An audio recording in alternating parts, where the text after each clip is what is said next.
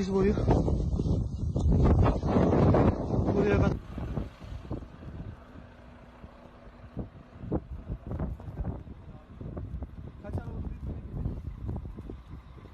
Evet, Kuzey Marmara Otobanı. Istanbul was brought to a standstill due to a severe snowstorm that led to Istanbul Airport cancelling many flights. Many of the passengers were unhappy due to this and had to spend the night at the airport.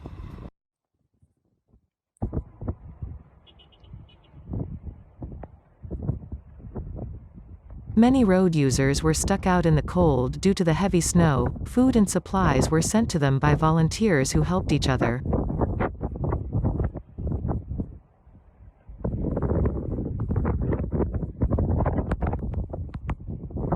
Despite all these things, but it wasn't all bad news, as many of the locals enjoyed the snow by having snowball fights and building snowmen. Join us again on the Weather Alert channel by subscribing.